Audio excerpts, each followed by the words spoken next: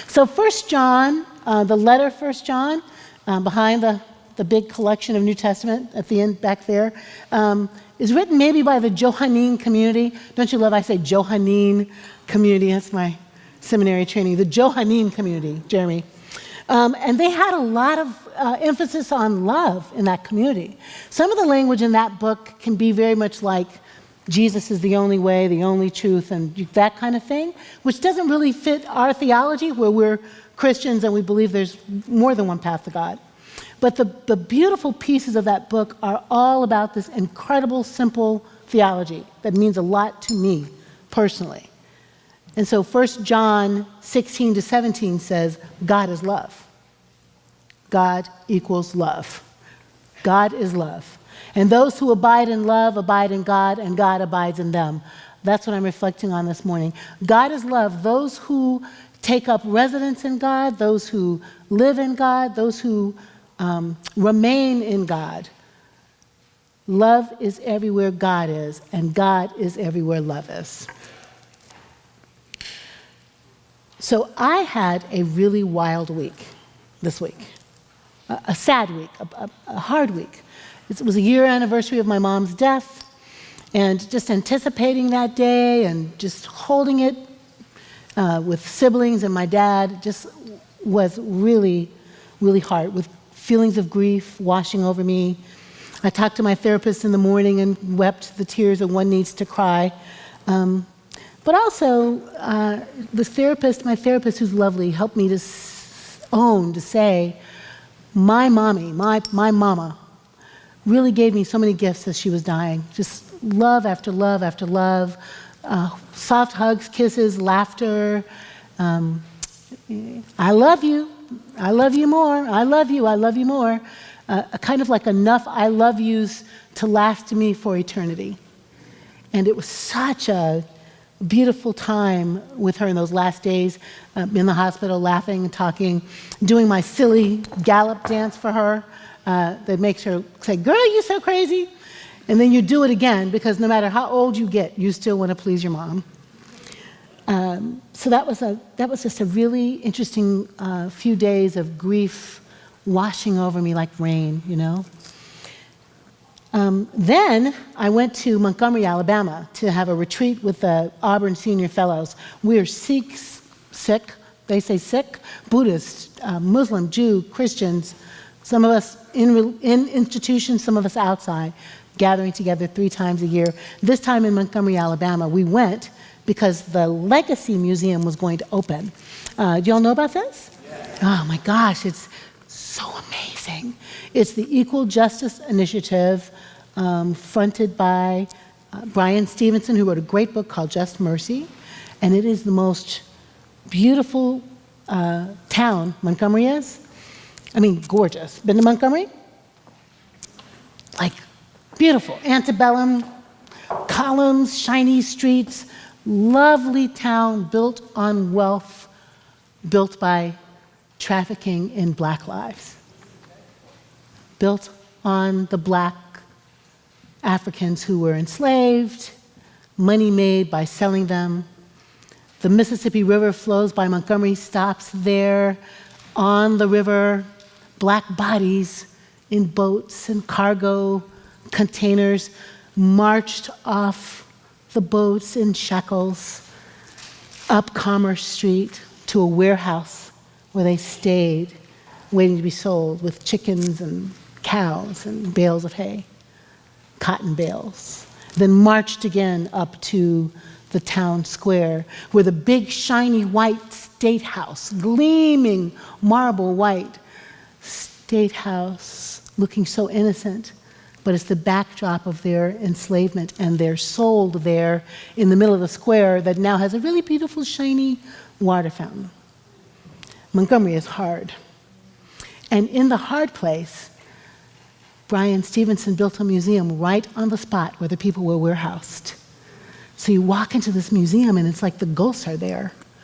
And in fact, you walk in and you read and you read and you see and you listen then to holograms speaking terrible stories and singing spirituals, holograms, ghosts.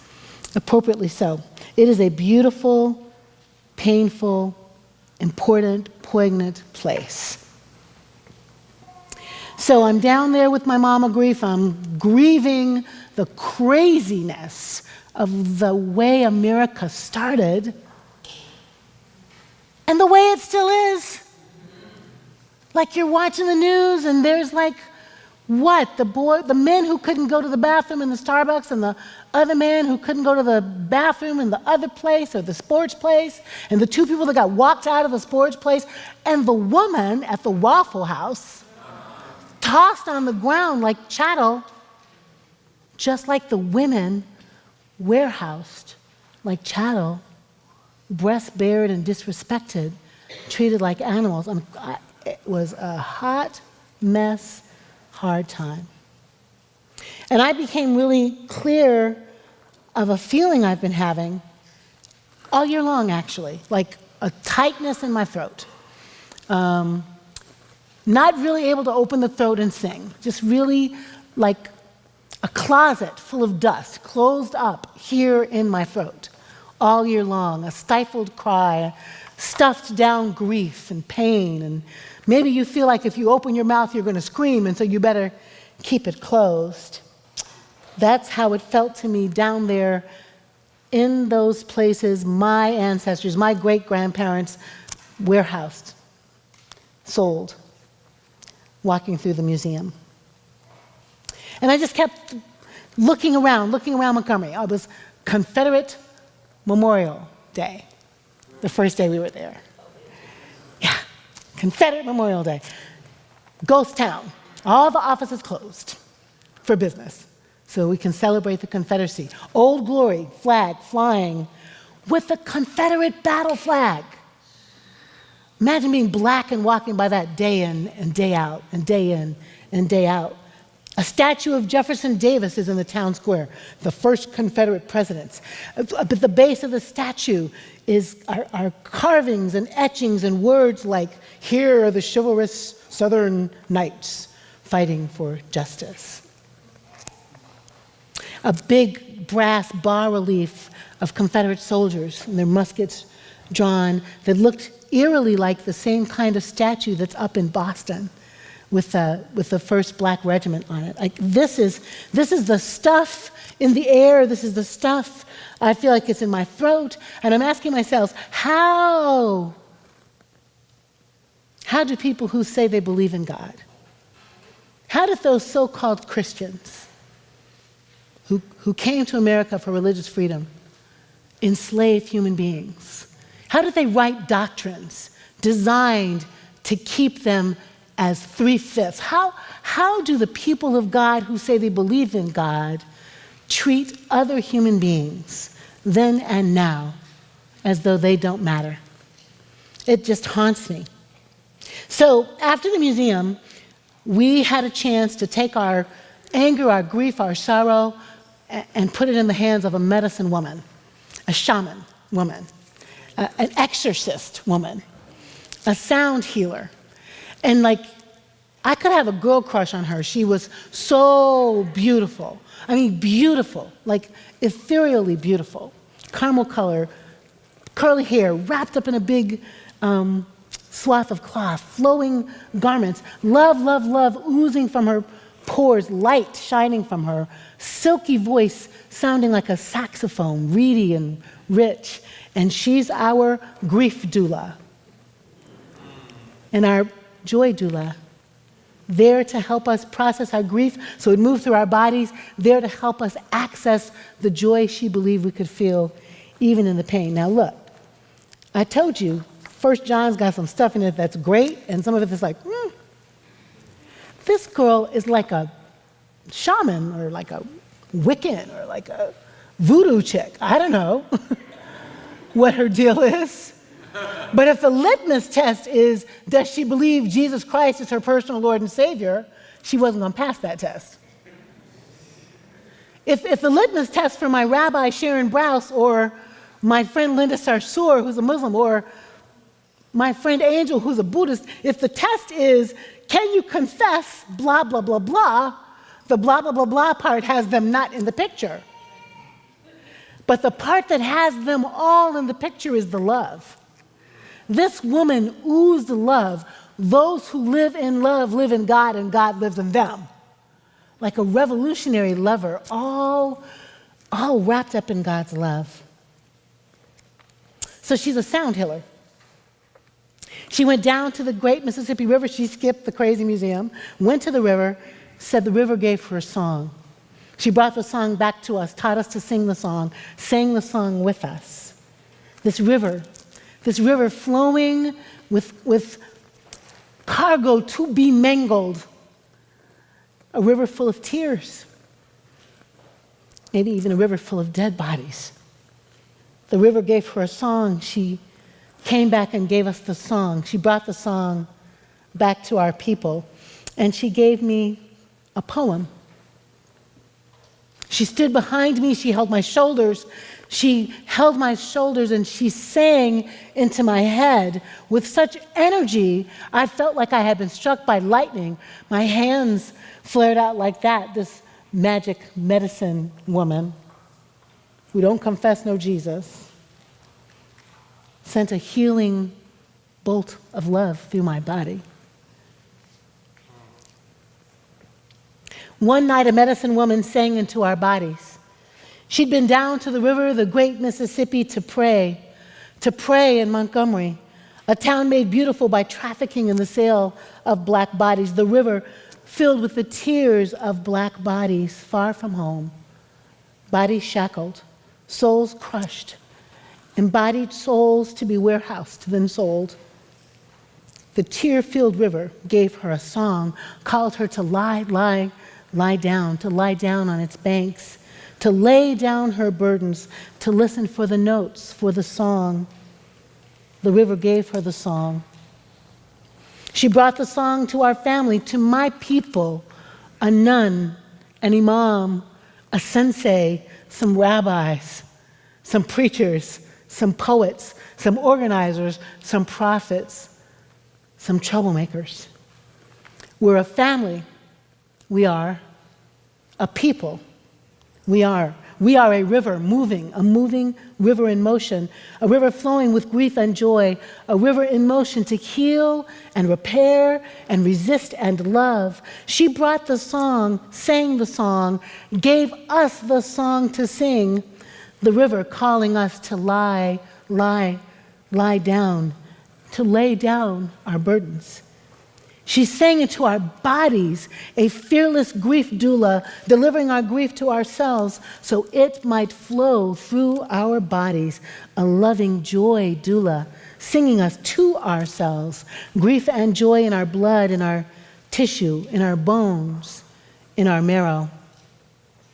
One night, a medicine woman sang into my body a song without notes, a song from the river, told me to close my eyes and see a small thing I'm holding, feel its weight in the crook of my arm or in the small of my neck, a small thing that needs protecting.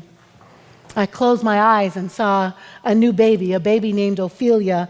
I saw her born of the love of a man and a woman, my son, his wife. I was holding her. 10 hours old, swaddled, but not smashed, already looking like the girl she will become. I read her face and gave it back to her in my eyes. You are beautiful. We got you, all of us, a river of adults to shepherd you as you live. That night, a medicine woman covered my eyes, touched my shoulders, sang her song into my head. The song traveled from head to heart, to belly, to feet. It circled back to my throat, where it hovered, pulsing, knocking on the door of the thing stuck there. The cry lodged there, the sorrow, the anger, the disappointment, the fear, the doubt. The freedom lodged there, the happy, the contentment, the joy. Open it up, she sang without notes. Breathe and open it up and let it come out. Shape your mouth. Shape your mouth into the sigh, the moan, the tear, the ohm, the sound of freedom. Open your mouth to laughter anyway,